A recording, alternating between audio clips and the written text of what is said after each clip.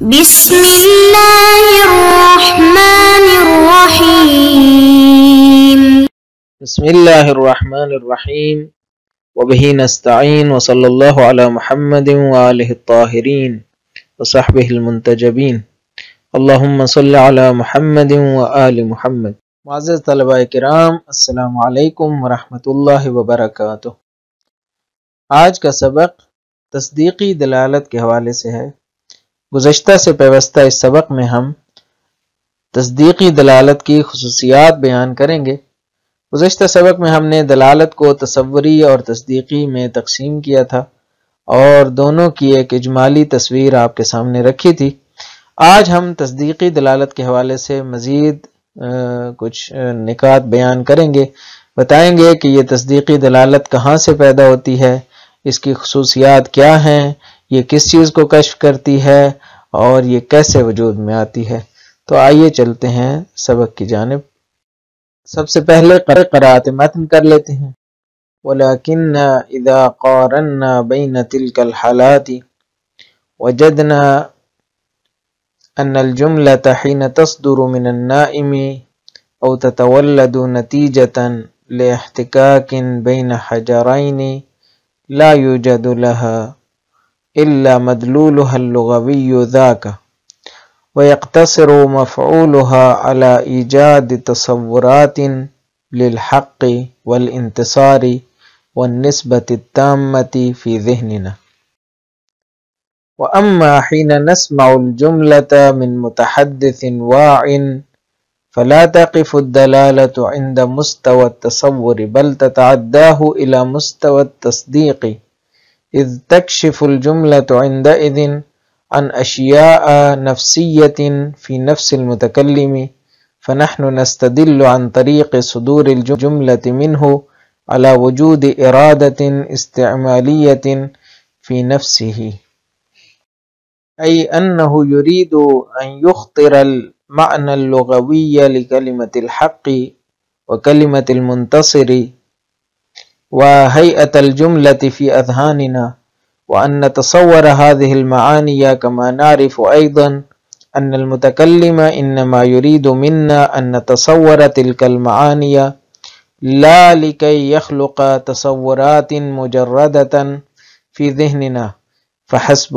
بل لغرض في نفسه، وهذا الغرض الأساسي هو في المثال المتقدم أي في جملة الحق منتصر الإخبار عن ثبوت الخبر للمبتدأ، فإن المتكلم إنما يريد منا أن نتصور معاني الجملة لأجل أن يخبرنا عن ثبوتها في الواقع، ويطلق على الغرض الأساسي في نفس المتكلم اسم الإرادة الجدية، وتسمى الدلالة على هذين الأمرين الإرادة الاستعمالية والإرادة الجدية دلالة تصديقية، لأنها دلالة تكشف عن إرادة المتكلم وتدعو إلى تصديقنا بها لا إلى مجرد التصور الساذج۔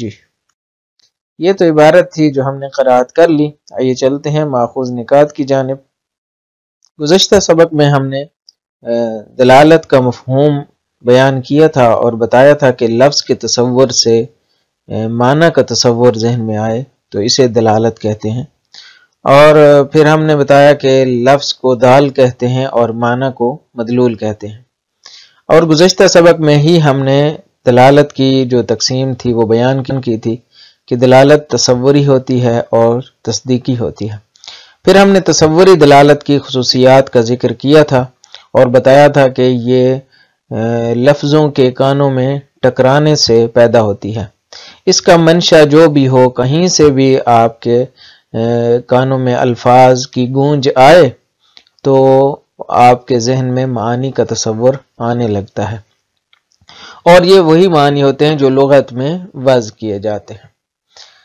آج چلتے ہیں دلالت تصدیقی کی جانب۔ گزشتہ سبق میں ہم نے ایک اجمالی طور پر بتایا تھا کہ یہ در حقیقت معنی ارادی یا مراد متکلم کی بیانگر ہوتی ہے، اور یہ ایک ایسی دلالت ہوتی ہے جس میں معنی متکلم جو ارادہ کرتا ہے متکلم کسی معنی کا، اس معنی کی کاشفیت رکھتی ہے، اس معنی سے کشف کرتی ہے اور اس معنی پر دلالت کرتی ہے۔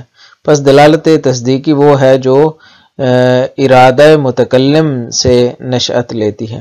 آج ہم اس کے بارے میں مزید اس کی خصوصیات جانتے ہیں اور اس کے کا منشا اور اس کے مدالیل مزید واضح کرتے ہیں۔ دلالت تصدیقی، سب سے پہلا نقطہ اس حوالے سے جاننے کا یہ ہے کہ اس کا محور لفظ نہیں ہوتا بلکہ متکلم ہوتا ہے۔ یہ بڑا اہم نقطہ ہے کہ ایک دلالت جو دلالت تصوریہ ہے وہ لفظ کے محور میں رہتی ہے، اس کا محور الفاظ ہوتے ہیں، لیکن یہاں پہ محور جو ہے وہ فرق کر جاتا ہے، اس کا محور متکلم ہوتا ہے، یعنی کلام کا جو بولنے والا ہے وہ یہاں پہ زیادہ اہم ہو جاتا ہے، یعنی اس نے کیا مراد لیا ہے اس کلام سے۔ الفاظ اہم ہیں لیکن الفاظ سے مراد کیا ہے یہ متکلم بتائے گا کہ میں نے کیا مراد لیا ہے۔ بس صرف لفظ نہیں بلکہ متکلم کے محور میں یہ دلالت جو ہے وہ پیدا ہوتی ہے۔ لہذا باشعور متکلم کے نکلے الفاظ ہی تصدیقی دلالت رکھتے ہیں، الفاظ دلالت تصدیقی نہیں رکھتے بلکہ باشعور متکلم کے الفاظ دلالت تصدیقی رکھتے ہیں۔ اگر ایک متکلم باشعور ہے، اپنے فہم و فراست سے بول رہا ہے تو دلالت تصدیقی ہوگی۔ اگر ویسے ہی کوئی الفاظ آپ کو سنائی دے رہے ہیں جس کے متکلم کے بارے میں آپ کو علم نہیں ہے کہ یہ ایک باشعور آدمی ہے، یا مثلا کوئی نیند میں بول رہا ہے، یا کبوتر یا مثلا طوطے کی آواز آ رہی ہے، اس طرح کی جو چیزیں ہیں ان کے الفاظ تصدیقی دلالت نہیں رکھتے۔ بس دوسرا جو نقطہ ہے اسی سے تیسرا نقطہ پھوٹتا ہے کہ یعنی یہ الفاظ ہمیں معانی کے تصور کے علاوہ اس کی تصدیق کی دعوت دیتے ہیں۔ جب ہم کہتے ہیں نا تصدیقی دلالت، تو اس کا مطلب یہ ہوتا ہے کہ یہ الفاظ ہمیں صرف تصور کی بات نہیں کر رہے، یہ الفاظ یہ نہیں کہہ رہے کہ آپ صرف تصور کریں نسبتوں کا اور تصور کریں معانی کا، بلکہ یہ کہہ رہے ہوتے ہیں کہ آپ اس کی تصدیق بھی کریں، آپ اس کو سمجھیں کہ ہم کیا کہہ رہے ہیں اور پھر اس کی تصدیق کریں۔ پس یہ دلالت ارادہ متکلم سے پھوٹتی ہے، یعنی متکلم کی نفسانی کیفیات کی عکاس ہوتی ہے۔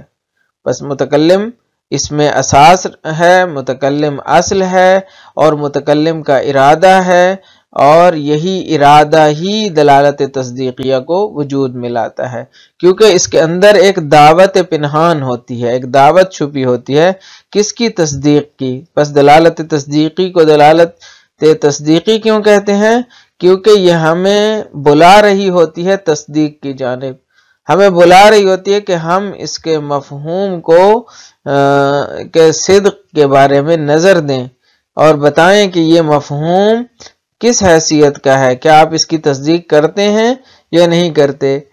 خود جملے کہہ رہے ہوتے ہیں کہ آپ ہماری تصدیق کریں، آپ ہمیں مثلا آپ ہمیں جو ہم خبریں دے رہے ہیں، جو ہم خبر دے رہے ہیں، جو ہم بات کر رہے ہیں اس کی تصدیق کریں۔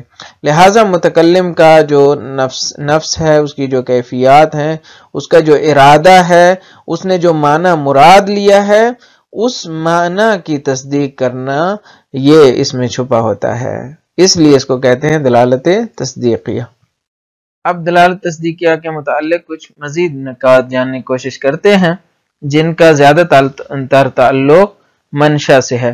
سب سے پہلا نقطہ یہ ہے کہ یہ دلالت ارادہ متکلم سے پھوٹتی ہے، یعنی اس کا منشا خود لفظ نہیں ہوتا بلکہ ارادہ متکلم اس کا منشا ہوتا ہے۔ دوسرا نقطہ یہ ہے کہ متکلم کی اغراض اور اہداف کی عکاس ہوتی ہے، یعنی متکلم کے مقاصد کی نشاندہی کرتی ہے، متکلم کیا کہنا چاہتا ہے یہ اس کے متعلق ہوتی ہے۔ تیسرا نقطہ یہ ہے کہ اس کا منشا ارادہ استعمالیہ ہے، یہ استعمالی ارادے سے پھوٹتی ہے، در حقیقت یہ متکلم کے مقام استعمال کو بتاتی ہے کہ لفظ کو اس نے کہاں استعمال کیا ہے۔ آیا مجازی معنی میں استعمال کیا ہے یا حقیقی معنی میں؟ تو ارادہ استعمالیہ در حقیقت حقیقی معنی اور مجازی معنی کے تفاوت کی طرف نشاندہی کرتا ہے اور بتاتا ہے کہ متکلم نے کیا مراد لیا ہے۔ کبھی وہ حقیقی معنی مراد لے سکتا ہے، لیکن جب وہ کہتا ہے کہ میں نے ایک علم کا سمندر دیکھا یا ایک سمندر کو دیکھا جو فلان جگہ پہ لیکچر دے رہا تھا، تو ظاہر سمندر سے مراد یہاں پہ ایک دریائے مثلا علم و دانش مراد ہے۔ تو یہ ارادہ استعمالیہ کو بتاتی ہے۔ اور دوسرا یہ ہے کہ یہ ارادہ جدیہ کو بھی بیان کرتی ہے۔ ہم آگے چل کر بتائیں گے کہ جو سنجیدہ ارادہ ہوتا ہے اور جو استعمالی ارادہ ہوتا ہے اس کے درمیان فرق ہے، لیکن بہرحال ابھی اجمالاً یہ جان لیں کہ یہ سنجیدہ ارادے کو بھی بیان کرتی ہے۔ اور آخری نقطہ یہ ہے کہ یہ تصدیق کی دعوت دیتی ہے۔ دلالت تصدیقی ہمیں اس بات کی دعوت دیتی ہے، متکلم اس بات کی دعوت دیتا ہے کہ میں ایک واقعیت کا پردہ اٹھا رہا ہوں، میں ایک واقعیت کی طرف اشارہ کر رہا ہوں، لہٰذا آپ اس واقعیت کو جو اس لفظ میں چھپی ہے، اس جملے میں چھپی ہے، آپ اس کی تصدیق کریں۔ لہٰذا یہ اس میں تصدیق کی دعوت ہوتی ہے، اس لیے اسے دلالت تصدیقی کہا جاتا ہے۔ یہ نکات تھے جو ہم نے بیان کر دیے۔ اب چلتے ہیں وضاحت متن کی جانب۔ فرماتے ہیں کہ وَلَكِنَّ إِذَا قَارَنَّا بَيْنَ تِلْكَ الْحَالَاتِ، لیکن جب ہم مقارنہ کرتے ہیں ان حالات کے درمیان، گزشتہ سے پیوستہ متن ہے۔ ہم نے گزشتہ سبق میں دلالت تصوریہ کی بحث کی تھی۔ ہم نے مختلف حالات بتائے تھے کہ جہاں سے دلالت پھوٹتی ہے۔ ہم نے بتایا تھا کہ مثلا کبھی میاں مٹھو بول رہا ہے تب بھی تو الفاظ بولے جا رہے ہیں تو دلالت آ رہی ہے۔ اسی طرح اگر ایک سوتا شخص بول رہا ہے وہاں بھی دلالت آ رہی ہے۔ اگر ایک متکلم بول رہا ہے جو حالات شعور میں ہے، یہ بھی ایک حالت ہے۔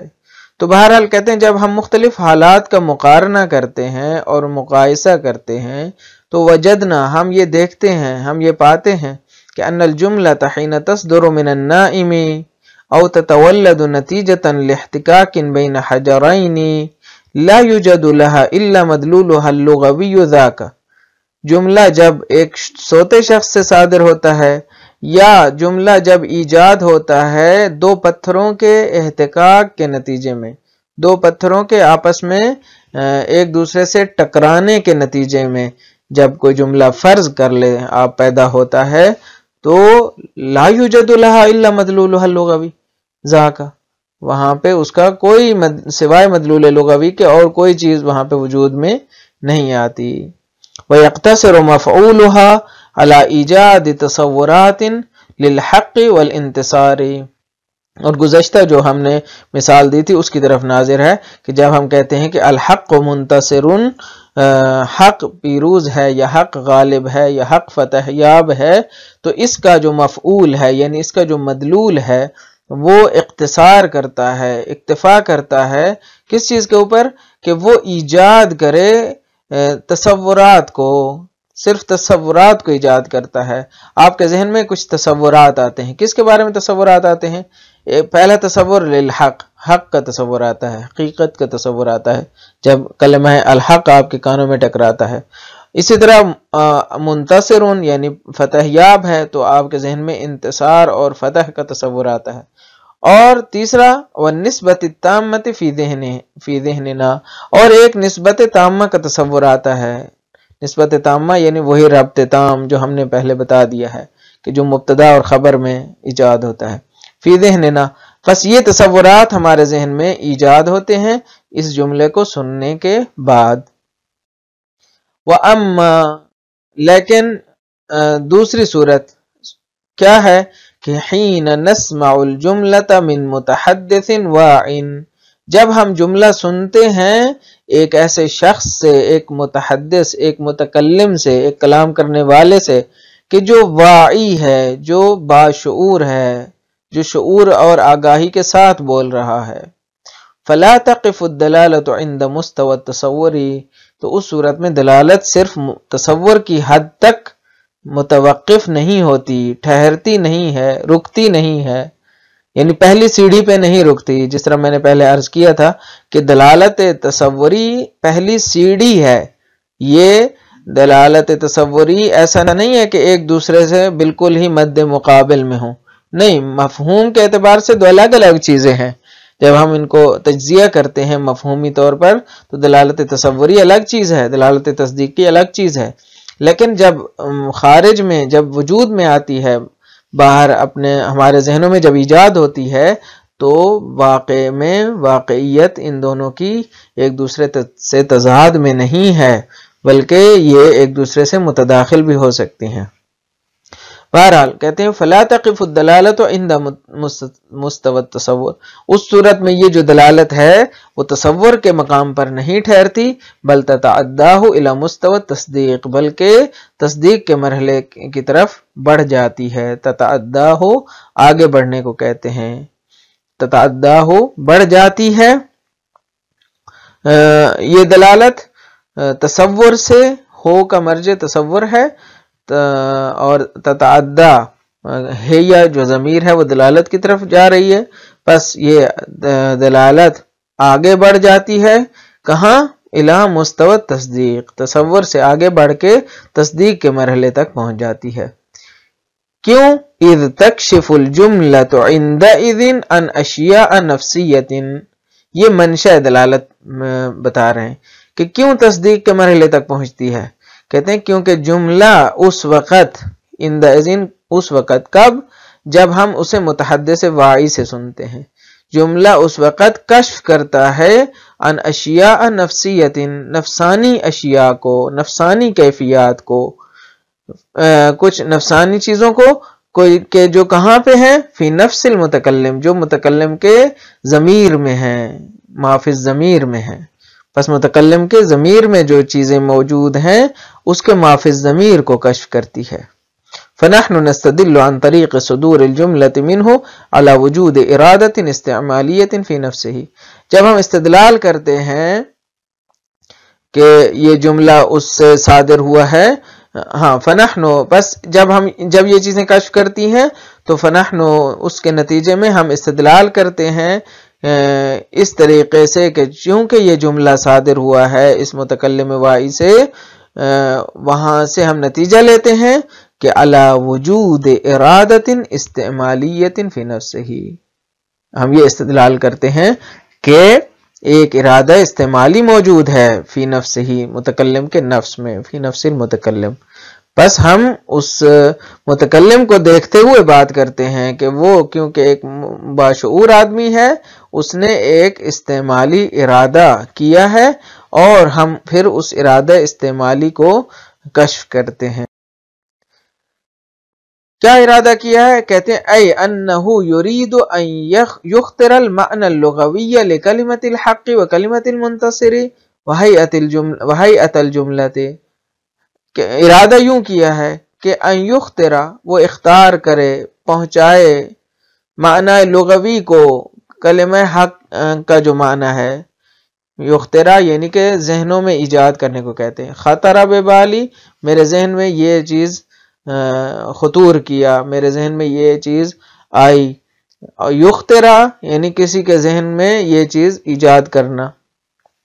بس معنی لغوی جو کلمہ حق کا ہے اس کو اس نے وہ ایجاد کرنا چاہتا ہے، اور اسی طرح المنتصر کا جو معنی ہے وہ بھی ایجاد کرنا چاہتا ہے.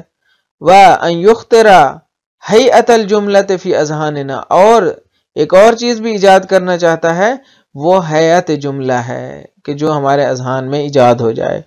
الحق و منتصرن سے تین چیزیں ہمارے ذہن میں لانا چاہتا ہے، ایک حق کا معنی، ایک منتصر کا معنی، اور ایک اس الحق و منتصرن یہ جو جملہ ہے اس کی حیات کو ہمارے ذہن میں لانا چاہتا ہے. اور وہ چاہتا ہے ان نتصور، عطف یخترا کے اوپر، اے انہو یرید ان نتصور هذه المعانی، وہ چاہتا ہے کہ ہم ان معانی کا تصور کریں. کما نعرف ایضا، اور یہ ہم یہ بھی جانتے ہیں کہ ان المتکلم انما یرید منا ان نتصور تلک المعانی لا لکی یخلق تصورات مجردتا، اور ہم یہ بھی جانتے ہیں کہ متکلم ہم سے یہ چاہتا ہے کہ ہم ان معانی کو تصور کریں صرف اس لیے نہیں کہ خالی تصورات ایجاد ہوں ہمارے ذہنوں میں، لالک یخلق تصورات مجردۃ فی ذہننا فحسب، صرف یہ نہیں چاہتا کہ وہ تصورات کو ایجاد کرے اور بس یہی، بل لغرض فی نفسہ، بلکہ متکلم کے ضمیر میں، نفس میں ایک غرض ہے کہ جس کی وجہ سے یہ تصورات ایجاد کرنا چاہتا ہے۔ وہ غرض کیا ہے؟ وَهَذَا الْغَرَضُ الْأَسَاسِيُّ هُوَ فِي الْمِثَالِ الْمُتَقَدِّمِ أي في جملة الحق منتصر الإخبار عن ثبوت الخبر للمبتدأ۔ یہ جو غرض اساسی جو گزشتہ مثال تھی الحق منتصر، اس میں وہ یہ ہے کہ وہ خبر دینا چاہتا ہے اس بارے میں کہ یہ خبر یعنی منتصر ثابت ہے کس کے لیے؟ مبتدا کے لیے، یعنی حق کے لیے، یعنی انتصار ثابت ہے کس کے لیے؟ حق کے لیے، غلبہ ثابت ہے حق کے لیے۔ فإن المتكلم إنما يريد منا أن نتصور معاني الجملة لأجل أن يخبرنا عن ثبوتها في الواقع، وہ چاہتا ہے ہم سے کہ ہم ان معانی کا تصور کریں، اس لیے کہ وہ ہمیں خبر دینا چاہتا ہے کہ یہ واقع میں بھی ایسا ہی ہے، یعنی ایک واقعیت کی خبر دینا چاہتا ہے اور اس واقعیت کی تصدیق بھی کروانا چاہتا ہے کہ ہم ان معانی کو سمجھیں کہ یہ واقع میں موجود ہیں۔ وَيُطْلَقُ عَلَى الْغَرَضِ الْأَسَاسِيِّ فِي نَفْسِ الْمُتَكَلِّمِ اسْمُ الْإِرَادَةِ الْجِدِّيَّةِ، متکلم کے نفس میں، متکلم کے ضمیر میں، اس کے شعور میں جو غرض اساسی پوشیدہ ہے، جو جس غرض کے لیے وہ لفظ بول رہا ہے، وہ جملے استعمال کر رہا ہے، اس غرض کے اوپر جس چیز کا اطلاق ہوتا ہے اسے ارادہ جدی کہا جاتا ہے۔ ارادہ جدی سے مراد کیا ہے؟ یعنی متکلم اس کلام سے کون سی چیز دقیقاً مراد لینا چاہتا ہے، اس کو ارادہ جدی کہتے ہیں۔ وَتُسَمَّى الدَّلَالَةُ عَلَى هَذَيْنِ الْأَمْرَيْنِ الْإِرَادَةِ الِاسْتِعْمَالِيَّةِ وَالْإِرَادَةِ الْجِدِّيَّةِ دلالتاً تصدیقیہ، ان دونوں امور کے اوپر دلالت، جو چیز دلالت کرتی ہے، کون سے دونوں؟ ایک ارادہ استعمالی اور ایک ارادہ جدی، ان دو امور کے اوپر جو چیز دلالت کرتی ہے اس کو دلالت تصدیقیہ کہتے ہیں۔ ہم انشاءاللہ آگے چل کے ان دونوں کی وضاحت الگ سے کریں گے، ارادہ استعمالی اور ارادہ جدی میں کیا تفکیک اور تفاوت ہے۔ تو کہتے ہیں ان دونوں کو دلالت تصدیقی کہتے ہیں، کیوں؟ کہتے ہیں لأنها دلالت تکشف عن ارادت المتکلم وتدعو الى تصدیقنا بها، کیونکہ یہ ایک ایسی دلالت ہے جو کشف کرتی ہے متکلم کے ارادے سے اور دعوت دیتی ہے کہ ہم اس کی تصدیق کریں، لا الى مجرد التصور الساذج، صرف ایک خالی تصور اور ایک سادہ تصور، الساذج یعنی سادہ، ایک بسیط یا سادہ تصور کی طرف دعوت نہیں دیتی، بلکہ ایک ارادے متکلم کی عکاس ہوتی ہے اور اس کے بارے میں کاشفیت رکھتی ہے اور دعوت دیتی ہے کہ ہم اس چیز کو جو متکلم نے مراد لی ہے ہم اس کی تصدیق کریں، اس لیے اس کو دلالت تصدیقیہ کہا جاتا ہے۔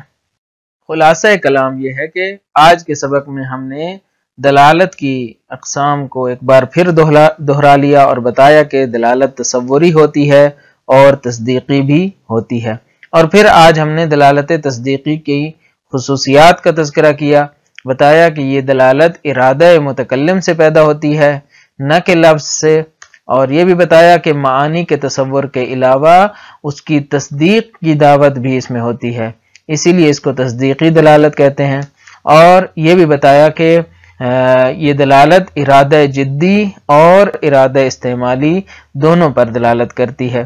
آگے چل کر انشاءاللہ جدی اور استعمالی ارادے میں فرق کی وضاحت کریں گے۔ مجھے امید ہے یہ سبق بھی آپ کے لیے مفید واقع ہوا ہوگا۔ اجازت دیجیے، اللہ تعالیٰ آپ کا حامی و ناصر ہو۔ والسلام علیکم ورحمۃ اللہ وبرکاتہ۔